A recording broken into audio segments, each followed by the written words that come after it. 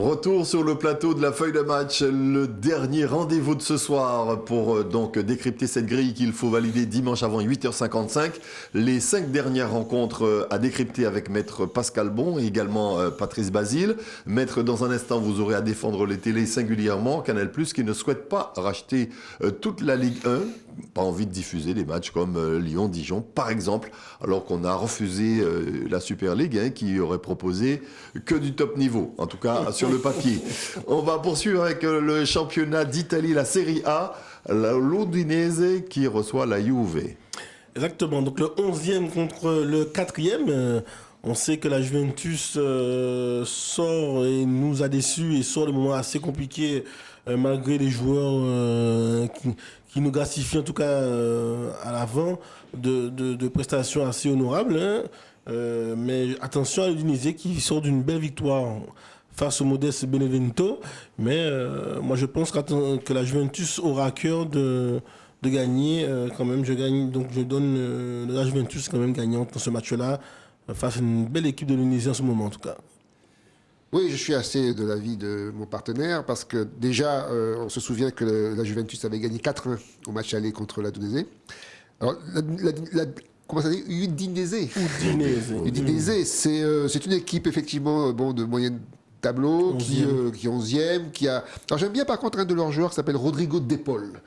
C'est le nom qui vous plaît. Ouais. La sonorité du nom, oui. Et puis il marque souvent pour eux. Régulièrement, c'est lui qui marque les buts de cette équipe. Mais bon, c'est une équipe qui est limitée. Soyons honnêtes. Et je pense que la Juventus a les moyens largement de la battre, puisque justement... le match aller, il n'y avait pas eu photo, donc je pense que cette fois-ci, il n'y aura pas photo de beaucoup plus. Une vieille dame qui voudrait bien se muer en première dauphine, hein, visiblement. Attention quand même, on a quand même une belle équipe, on en parlera tout à l'heure, d'Atalanta qui décide aussi de finir comme Monaco en mode TGV. On va poursuivre avec cette Serie A, la Sampdoria qui reçoit la ville éternelle, l'AS Rome. Un duel équilibré entre, comme dit le classement, entre le 7e et le 9e. Donc c'est le 9e qui reçoit, entre guillemets, donc la Sampdoria et Rome. Deux équipes qui sortent de résultats plutôt mitigés hein, pour ces deux équipes. Mais j'espère que quand même, vu le classement, que Rome fera donc prévaloir donc, sa place au-dessus de 7e face à la Samp. Rome est quand même une équipe qui a une certaine, je dirais, une certaine valeur dans son championnat. C'est une équipe quand même qui marche pas mal. Effectivement, elle est 7e. C'est une équipe qui est assez redoutable en général lorsqu'elle joue des équipes comme la Sampdoria justement, qui sont des équipes quand même assez moyennes tableau, on va appeler ça comme ça. Et je trouve que la Roma, ils ont des joueurs quand même de talent. Hein. Je crois que c'est Pellegrini qui joue chez eux, Dzeko, des choses comme ça, qui sont quand même des valeurs sûres et qui font que voilà, c'est une équipe quand même qui arrive à battre de grandes équipes aussi. Donc moi, effectivement, je suis assez partagé sur ce match. Mais je préfère quand même donner l'avantage à Rome parce que je trouve qu'ils ont un style de jeu qui me plaît assez, qui fait que voilà, c'est l'offensif à tout va. Donc je mets un copec sur Rome. Maître, vous parliez de l'Atalanta il y a un instant, l'Atalanta qui se déplace chez Sassuolo. Deux équipes qui pouvaient être, il y a quelque temps, considérées comme deux surprises, mais depuis quelques saisons, elles confirment saison après saison. Exactement, avec une équipe de Sassuolo qui confirme match après match sa bonne santé, moi je trouve. Une victoire face au Milan, il me semble, il y a quelques semaines. Encore une victoire de rang face à la Samp. Ça coince un petit peu. Bon, elle a quand même perdu contre l'Inter 2-1. Donc ça veut dire qu'une équipe qui marque à chaque fois, qui peut ne pas être en mesure face aux très grands de tenir le score. Mais je me dis que face à Atalanta, ça sera un match très très très intéressant. Compte tenu de la place de dauphin opportune d'Atalanta, il y a lieu pour elle de pouvoir confirmer et ne pas laisser Milan revenir vers cette deuxième place. Donc je donne quand même une victoire de l'Atalanta qui est très très agréable. C'est vrai que des fois les attaquants, il en faut parfois 10 pour en mettre une. Hein, il pêche un peu des fois par cette générosité à l'avant. Mais face à Sassuolo, j'espère que l'Atalanta pourra confirmer cette deuxième place qui me semble méritée. Oui, l'Atalanta, c'est vrai que c'est une équipe qu'on a découvert l'année dernière en Champions League. On se souvient de ce match terrible contre PSG. Et c'est à la dernière minute qu'on a vraiment vu que voilà, PSG s'en sortait, mais ça a été compliqué. Et depuis ça, c'est vrai que c'est une équipe qui confirme qu'elle est vraiment arrivée à un niveau qui est quand même maintenant européen, on va dire ça comme ça. Et contre une équipe comme Sassuolo, Sassuolo va avoir du mal. Je rappelle que Sassuolo a perdu 5-1 quand même au match aller contre l'Atalanta. Donc c'est quand même pas rien. C'est vrai que à l'inverse, Sassuolo vient de gagner 3 fois. C'est une référence, effectivement, contre le Milan notamment. Donc c'est une équipe qui peut avoir effectivement des soubresauts, on va dire ça comme ça, qui est capable d'aller accrocher des grandes équipes. Mais contre l'Atalanta, qui est une équipe, encore une fois, qui est maintenant qui a une bonne défense et qui est surtout une équipe qui sait marquer des buts, je pense quand même que ça va être compliqué pour Sassuolo. Donc je dirais victoire de l'Atalanta sur ce match. On va quitter le championnat d'Italie pour le championnat d'Espagne avec un match, on reviendra tout à l'heure, qui s'est disputé cet après-midi, et je dis ça par rapport au synthé que vous allez découvrir, où le Barça pouvait se retrouver premier de cette Liga, mais bon, on y reviendra tout à l'heure. Arrêtons-nous au sous-marin vert qui reçoit le sous-marin jaune, pardon, sous-marin jaune qui reçoit Retafe. Attention, la fièvre vous dit. Ouais, c'est ça. À la fièvre du jeudi soir, dans cette bonne émission qu'on partage ensemble. C'est vrai que toutes ces considérations gardées, c'est vrai que Villarreal peut compter sur un petit peu sa bonne forme aujourd'hui pour pouvoir gagner dans une victoire de rang entre le 7e et le 15e. À mon sens, le Villarreal qui joue très bien en ce moment pourrait remporter la mise face à une équipe de Retafe, allez, qui tient, mais qui ne marque pas et qui finit par en prendre à la fin du match. Villarreal, je pense, c'est une équipe qu'on connaît tous, qui effectivement, c'est d'ailleurs mon ami Emery qui a été l'entraîneur du PSG qui s'en occupe. C'est une équipe qui est en Ligue Europa en ce moment, donc qui a quand même un niveau très intéressant, qui a gagné Retafe au match aller 3-1. Donc, qui a quand même de quoi faire valoir son rang et qui fait que je crois que contre Retafe, ça va être compliqué pour Retafe. Et je crois que même s'ils ont joué, ils ont joué cet après-midi. Et c'est vrai qu'on peut toujours dire que le fait de jouer en Coupe d'Europe, ça vous pompe un peu d'énergie, mais je pense qu'ils seront capables d'aller battre Retafe. Mais moi, justement, j'ai envie de vous dire, par rapport à ce match qui s'est disputé cet après-midi face à Arsenal en demi-finale de l'Europa League, est-ce que ce n'est pas un vrai objectif quand on connaît l'histoire d'Emery avec cette compétition? Est-ce que c'est pas là le vrai objectif de Villarreal, vu que j'ai envie de dire que le Villarreal est en roue libre en championnat? Oui, c'est vrai. C'est vrai que, on va dire que Emery, lui, est devenu un spécialiste de la Ligue Europa, on peut dire, parce qu'il a gagné plusieurs fois, je crois. Et donc, oui, je crois que c'est très clairement son objectif, qu'il veut absolument aller accrocher soit une victoire finale, soit une belle place dans ce championnat, qui fait que il pourra toujours reconquérir un peu le championnat d'Europe. Mais c'est vrai qu'il est très capable d'aller gagner cette Coupe d'Europe. Eh bien, on en parlait tout à l'heure, j'ai un peu défleuré le sujet. Le Barça qui se déplaçait, qui recevait plutôt, pas Retafe, mais Grenade, cet après-midi, nous a réservé une vraie belle mauvaise surprise parce que j'avais anticipé, donc j'ai pas changé le synthé, je le laisse. J'avais anticipé sur une victoire du Barça qui se serait retrouvé du même coup à la tête de ce championnat, mais malheureusement, le Barça a perdu après avoir mené 1-0. Oui, Rudy, le Barça de Laporta, qui me permet de revenir un petit peu tout à l'heure sur l'attaquant qui me manquait, Gaëtan Laporte, qui fait le duo avec Delors à les beaux jours de Montpellier. C'est vrai que ce Barça s'est fait piéger cet après-midi et ça ne change pas mon pronostic. Mon pronostic parce que de toute façon, voilà, ça se joue dans un mouchoir de poche entre les trois grands. Déception ce soir pour ceux qui sont, on va dire, les supporters du Barça parce qu'il y avait, on va dire, une occasion de pouvoir mettre un peu plus de piment sous cette fin de championnat avec une victoire du Barça. Mais Grenade a su piéger, a su mener 2 contre Assassin. À mon sens, face à Valence, qui est quand même le 14e dans ce challenge de fin de championnat. Voilà, le Barça aura à cœur de remettre un petit peu le bleu chauffe. Alors, je le dis, attention encore. Koeman a encore beaucoup de travail, surtout sur la ligne arrière. On sent bien que, voilà, on est en fin de cycle aussi. Le grand Piqué des années 2000. Bon, il va se mieux peut-être, comme vous le dites, comme pour nos amis à Londres, peut-être comme investisseur, mais en tant que joueur, il est un peu émoussé, on sent qu'il tient. Il a investi déjà, hein. Il a investi dans la Coupe Davis. La Coupe Davis. Donc, mais c'est vrai qu'on est sur une fin de cycle à l'arrière. Et puis, comme disait mon excellent ami Patrice, il va falloir que derrière, en termes de recrutement, le Barça puisse non pas colmater, mais vraiment mettre ce qu'il faut derrière avec un tel jeu offensif. Patrice, ce déplacement à Valence, c'est le déplacement de tous les dangers. Ah, c'est clair, surtout que là, ils reviennent je pense que ce qui s'est passé cet après-midi, c'est une erreur psychologique. C'est-à-dire qu'ils ont mené 1-0, ils se sont dit, bon ben voilà, ça y est, on est premier, il n'y a pas de problème, c'est Grenade. Et ils ont été victimes de suffisance. Comme souvent, ce genre d'équipe, c'est l'erreur que beaucoup de ces équipes commettent. Le PSG aussi l'a commise à une époque. Et du coup, ils se sont fait reprendre, et puis après, ça a été l'enchaînement et ils ont perdu.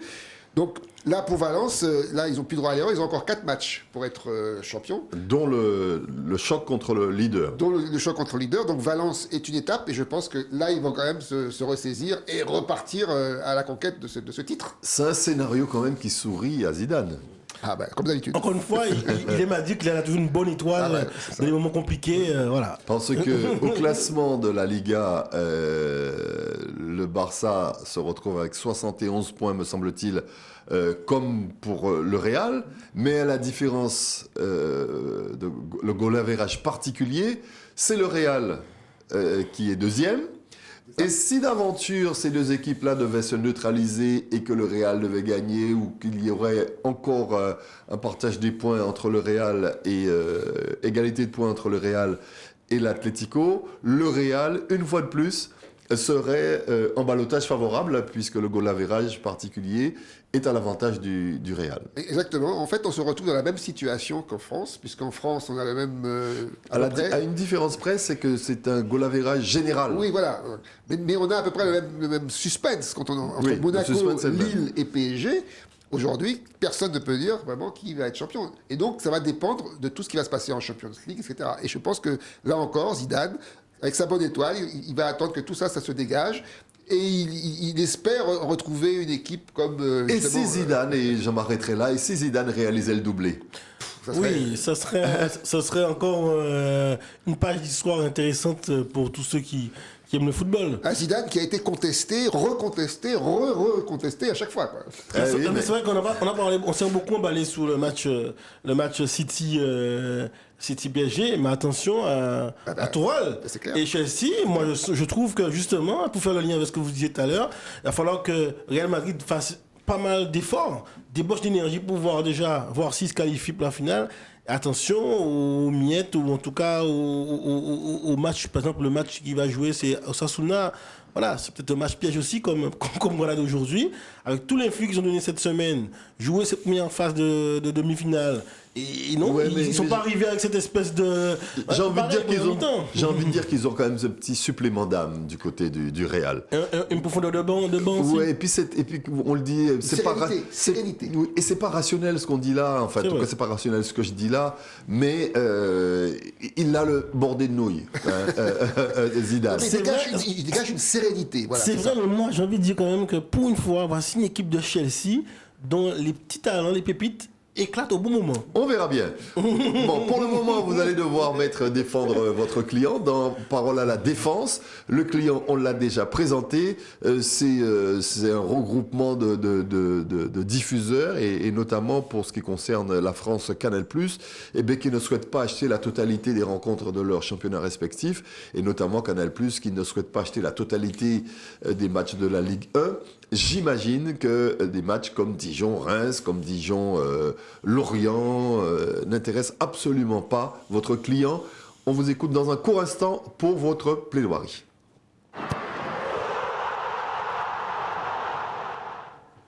Alors, Rudy, c'est vrai, si on arrive à cette question et cette problématique aujourd'hui sous la culpabilité donc des diffuseurs, ce qu'on appelle les diffuseurs, donc les télés telles que Canal+, mais avant ça, il y a eu beIN aussi qui est engagé cette année encore sur la Ligue des Champions, je crois, pour 2021, et aussi RMC. Il y a RMC, et donc il va falloir quand même se poser deux, trois questions. Si on sort de ce contexte, on a eu à la fois l'effet Super League, mais aussi la problématique de Mediasport. C'est bien qu'il y a aujourd'hui une bulle qui éclate. Il y a aussi, il y a aussi une mayonnaise qui prend plus. Et la mayonnaise, il faut d'abord en distinguer les acteurs. Les acteurs, c'est d'abord nous, les téléspectateurs, le public, les passionnés, les abonnés, donc ceux qui payent pour payer un petit peu et pour pouvoir faire vibrer, pouvoir assouvir leur passion pour le foot. Et cela, il faut analyser quel est aujourd'hui le prix psychologique maximum que je suis prêt à payer pour pouvoir avoir accès à ces matchs-là. Le deuxième élément, le deuxième acteur, ce sont les clubs. Donc les clubs aujourd'hui, ils sont dans une phase difficile face au Covid. Ils sont dans une phase difficile parce qu'aujourd'hui, je l'ai dit, éclate aussi cette espèce de surenchère qu'il y a eu pendant des années où on négociait le droit de télé faramineux. Et aujourd'hui, ça ne tient pas compte des réalités et de la cote intrinsèque de chaque club. Donc on a un système assez mutualisant en France, mais bien évidemment, la cote de Dijon par rapport à la cote de PSG ou Monaco, c'est aussi compliqué. C'est aussi compliqué. Et les diffuseurs qui aujourd'hui ne rentrent pas dans leur fond. Pourquoi ? Parce qu'aujourd'hui aussi, il y a des réalités. Parlons de la Ligue 1. La Ligue 1, en 10 ans, c'est une division par deux du nombre de téléspectateurs sous les matchs. Aujourd'hui, le match, l'affiche du dimanche, c'est 1,5 million de téléspectateurs, alors que c'était 2 fois plus à l'époque. Et pour avoir un peu plus, il faut aller sur un classico, soit OM, OL, ou soit sur un PSG, PSGM pour toucher les 1,9 ou 2 millions de téléspectateurs. Donc cette baisse de téléspectateurs, c'est aussi une baisse d'abonnés. Donc il faut qu'on retrouve un business model qui soit à la hauteur. Et voici toute la question qui fait que Canal+ se retrouve aussi dans une position avantageuse. C'est bien elle qui a un peu sauvé le système comme Mediasport. Donc en position de force, aujourd'hui, ils sont en droit de dire, bon, soyons dans le principe de réalité, il faut trouver maintenant des ressorts pour pouvoir sauver aussi les clubs, mais sauver aussi nos engagements et nos investissements. Et c'est vrai qu'aujourd'hui, bien évidemment, on sent bien que si on vous dit que vous avez perdu la moitié des téléspectateurs, c'est qu'on sait bien que l'affiche du dimanche, par exemple, il va falloir que ce soit les 2 matchs pour lesquels Canal+ a signé, ils ont à cœur de se dire que ce qu'ils proposaient sur Canal Sport, parce qu'il fallait prendre 30 € de plus sur Canal Sport pour avoir le multiplex des autres matchs dans le milieu de matinée du dimanche où on s'endormait sur un Nîmes-Dijon. Donc ils veulent plus, ils veulent se focaliser sur des matchs, mais aussi, et c'est pour ça que je dis qu'il va falloir qu'on se retrouve et qu'on sollicite un supplément d'infos, il y a d'autres pistes. Parce qu'on on va y aller, et je l'ai dit, peut-être retourner à un championnat à 18. Pour éviter, justement, parce qu'il y a des clubs qui se disent, bon, au moins à 18, avec la manne qui reste, il y en aura beaucoup moins, divisé en 18, ça sera plus intéressant que divisé à 20. Donc ça, il faut l'accepter. Et deuxièmement, cette solution, cette option qu'il va falloir creuser, qui est un secret pour les chinelles, c'est aussi peut-être l'offre d'abonnement à la carte. À la carte, c'est-à-dire qu'au détour des affiches que pour regarder Canal+, peut-être qu'un opérateur alternatif pourrait être capable de dire, vous cliquez 2 € pour regarder tel match, tel dimanche, sur les matchs qui sont beaucoup moins intéressants. Peut-être une opportunité pour rentrer dans la troisième dimension, c'est-à-dire qu'on n'est plus sur le spectateur en stade, on est sur celui qui peut choisir de regarder tel match, tel supporter, mais évidemment, ça profitera quand même au gros parce que, bien évidemment, il y a plus de supporters marseillais ou parisiens qui cliqueront pour voir ce type de match que Nîmes-Dijon. Donc, c'est un principe de la réalité aujourd'hui. Donc, nous sommes coupables, mais nous sommes en position de force Canal+, parce qu'on a sauvé la mise. Aujourd'hui, c'est nous qui prenons le risque de pouvoir pérenniser la suite.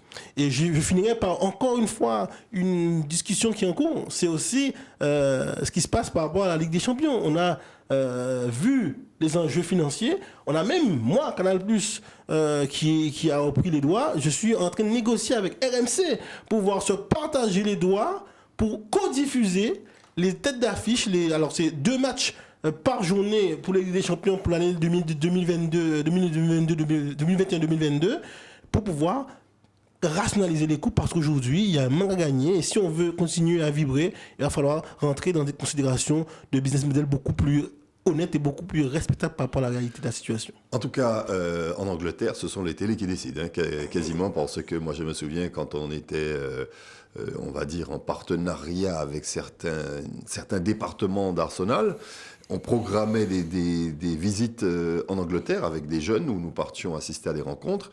C'était toujours sous réserve d'une déprogrammation de la télé. Exactement. Ce qui paye très cher. Et c'est eux qui décidaient par rapport au nombre de téléspectateurs, etc. etc. Donc les Wigan, Sheffield Wednesday avaient peu de chances d'être diffusés, bien que ces matchs-là étaient également très disputés. Ceci étant, vous avez parlé des matchs un championnat à 18 en France. Rappelez-vous, quand Roger Bambuc était ministre des Sports, c'était déjà une de ses propositions de ramener le championnat de France. Et là, c'était plus pour favoriser la sélection en vue d'une grande compétition. Je ne sais plus si c'était le mondial ou c'était le mondial ou l'euro. Mais c'était déjà une proposition de Roger Bambuc qui n'a pas vu le jour ou qui n'a pas duré. Non, mais de toute façon, nous sommes rentrés maintenant, comme on l'a dit la dernière fois dans l'émission, dans le système du foot business. C'est-à-dire qu'aujourd'hui, les investisseurs veulent que leur investissement soit rentabilisé.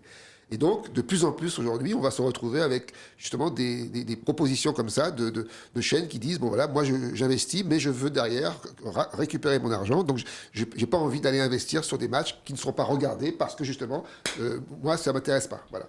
Alors, j'ai un contre-exemple, c'est un peu l'Allemagne, et peut-être que ça aussi, c'est une piste à long terme, en disant, d'accord, moi je pense que la Ligue de football a été trop gourmande, a vu trop gros pendant pas mal de temps, et aujourd'hui ça explose. Mais si vous voulez renouer, parce que je dis, il y a trois acteurs, avec le téléspectateur, peut-être qu'il va falloir monter en termes de qualité, en termes d'efficacité, en termes de jeu.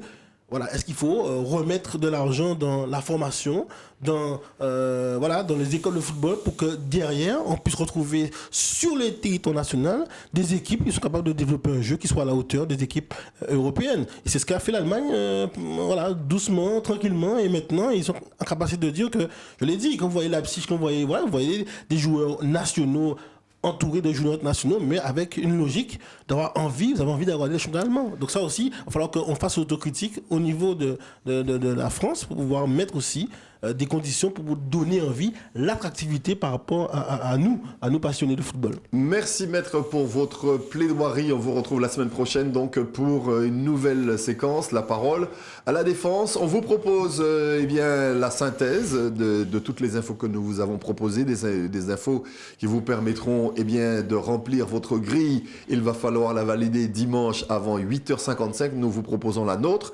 Elle s'affiche à l'instant même sur votre écran. Vous pouvez la jouer, on vous l'a déjà dit, on vous le répétera tout au long de cette fin de saison. On a déjà réalisé le 14 sur 14, donc autrement dit la grille parfaite. Et nous ne désespérons pas en cette fin de saison de renouveler cette performance. Monaco-Lyon, on a 1 et 2. Montpellier-Saint-Étienne, 1 et 2. Brest-Nantes, N2. Nîmes-Reims, 1 et 2. Dijon-Metz, 2. Lorient-Angers, 1. Man U-Liverpool, 1, N2. Tottenham-Sheffield United, 1. Newcastle-Arsenal, 2. Udinese-Juve, 2. Sampdoria-AS Rome, 2. Sassuolo-Atalanta Bergame, 2. Villarreal-Retafe, 1. Et le malheureux Barça devra aller chercher une victoire ou un match nul au FC Valence pour essayer de gommer sa contre-performance d'aujourd'hui. Autrement dit, le N et le 2. On vous la laisse encore quelques secondes à l'écran. pour que vous puissiez la mémoriser, voir une capture d'écran, pourquoi pas, je la sens bien moi cette grille, validez-la, pourquoi pas, validez-la dimanche avant 8h55. Merci à tous de nous avoir suivis, merci maître. La semaine prochaine. Merci vous, à la semaine prochaine, avec plaisir. Merci Patrice. Merci Rudy. Et puis on espère un effectif au complet la semaine prochaine avec le retour de Ronnie Béral et de notre invité. Passez une très très belle fin de soirée sur notre antenne. Et merci également à la technique d'être là tous les jeudis pour assurer de l'autre côté. Ça se fait plutôt bien et on remercie tout particulièrement Bruno. Très belle fin de soirée sur notre antenne.